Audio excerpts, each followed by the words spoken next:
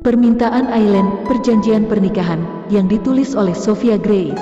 Halo, kamu masih ada di sana, Lin? Tanya Samuel setelah suasana menjadi hening selama beberapa saat. Kenapa jadi diam, Sam? Kata gadis itu parau. Apakah rumah kita nanti harus sebesar tempat tinggalmu yang sekarang? Aku nggak terbiasa memakai jasa pembantu rumah tangga. Nggak enak menyuruh-nyuruh orang lain mengerjakan hal-hal yang bisa kukerjakan sendiri. Aku merasa lebih nyaman tinggal di rumah yang biasa-biasa saja, yang kukenal seluk-beluknya dengan baik. Takut kalau malam hari terasa sepi sekali. Lagi pula pasti nggak cukup mempekerjakan satu orang pembantu di rumah sebesar itu. Bisa 3 atau 4 orang.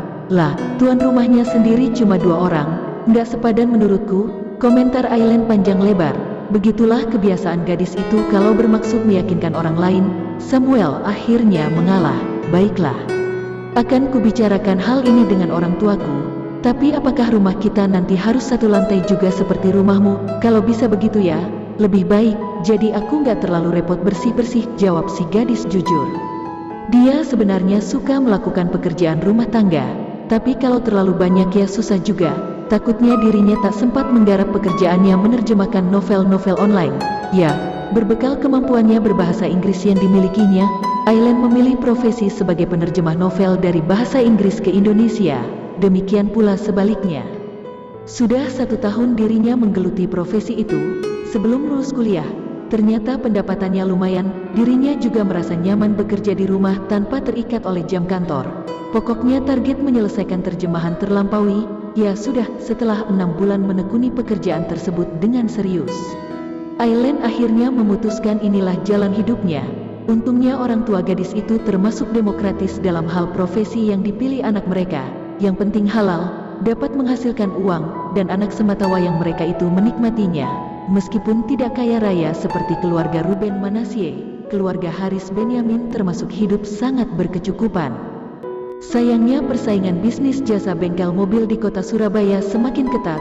Pengusaha harus jeli membaca situasi dan berhubungan baik dengan pihak asuransi kendaraan. Kerjasama yang dilakukan melibatkan sejumlah uang pelicin yang mengakibatkan pendapatan bengkel berkurang meskipun kelihatannya jumlah orderan tidak menurun. Di samping itu bengkel harus mengupgrade peralatan yang digunakan sehingga perbaikan bodi mobil tak memakan waktu lama. Namun hasilnya tetap memuaskan. Sayangnya perhitungan yang keliru membuat bisnis Haris merugi. Demi mempertahankan kegiatan operasional bisnisnya, ayah Aileen itu terpaksa meminjam uang dari bank. Nominal pinjamannya yang semula tidak seberapa kemudian bertambah terus hingga akhirnya membengkak dan tak terbendung lagi. Penghasilan bengkel hanya sanggup membayar bunga hutang, sedangkan pokoknya sama sekali tak tersentuh. Itulah sebabnya laki-laki itu kemudian memberanikan diri untuk meminjam uang pada Ruben, teman baiknya di SMA dulu, karena hanya orang sekaya Ruben Manasseh lah yang mampu mengeluarkan dana sebesar itu secara tunai. Harapan Haris, temannya itu takkan membebaninya dengan bunga yang berat. Tak dinyana, Ruben bahkan membebaskannya dari kewajiban membayar hutang sepenuhnya asalkan bersedia menikahkan anak-anak mereka. Sam, kok giliran kamu yang diam? Tanya Aileen beberapa saat kemudian. Apakah permintaanku itu terlalu susah? Tanya gadis itu khawatir. Maklum, calon suaminya ini tajir melintir, takutnya tak mampu beradaptasi tinggal di rumah yang tidak megah. Aku sedang memikirkan gimana cara ngomong yang enak sama papa, sahut Samuel terus terang. Oh, tentang permintaanku itu ya? Betul, jawab pemuda itu mengakui. Kalau aku sendiri sih, nggak masalah. Dulu waktu kuliah di Amrik, aku tinggal di apartemen dan bersih-bersih sendiri setiap hari. Memang lebih enak sih, menurutku, praktis dan simpel. Aileen melongo. Kamu bisa bersih-bersih rumah? Tanya gadis itu tak percaya. Bisa dong, timpal Samuel ceria. Asal ukurannya nggak sebesar rumahku ini. Hehehe, lawan bicaranya tersenyum lega. Berarti nggak akan ada masalah, cetus Aileen dalam hati. Aku akan tinggal seatap dengan orang yang tidak malas melakukan pekerjaan rumah tangga. Kami bisa saling berbagi tugas nanti. Itu sajakah syarat yang diajukan pacarmu? Tanya lawan bicaranya kemudian. Nggak mau ada pembantu, pintar juga dia. Kalau ada pembantu takutnya mereka tahu kita nggak tidur sekamar. Bisa berabe nanti. Iya, jawab Aileen sekenanya. Padahal bukan itu saja kekhawatiran James, batin gadis itu. Dia takut kamu menyentuhku, ucapnya dalam hati. Jadi udah nggak ada permintaan lainnya? Tanya Samuel lagi. Cuma nggak mau ada pembantu dan rumah kita nanti jangan terlalu besar. Gitu aja? Iya, jawab lawan bicaranya. Mantap. Nggak berat kan syarat itu? I think so. Kuusahakan papa mamaku mau mengerti. Aku akan berbicara baik-baik pada mereka. Kamu pasti bisa, Sam. Semangat, seru si gadis memotivasi calon suaminya. Pemuda itu sampai tertawa geli mendengarnya. Thank you, Aileen, sahut Samuel tulus. By the way, kamu kok yakin aku bisa mewujudkannya? Aileen termangu, dia sendiri tak tahu jawabannya. Yang jelas gadis itu yakin calon suaminya itu sanggup memenuhi permintaannya. Aku nggak tahu, Sam, jawabnya jujur. Yang pasti aku percaya kamu akan mengusahakan yang terbaik untuk memenuhi keinginanku. Hati pemuda itu tersentuh mendengar pernyataan si gadis. Sepertinya kami berdua bisa menjadi teman baik. Batinnya senang. Aileen Benyamin ternyata orang yang logis dan bisa diajak berkompromi.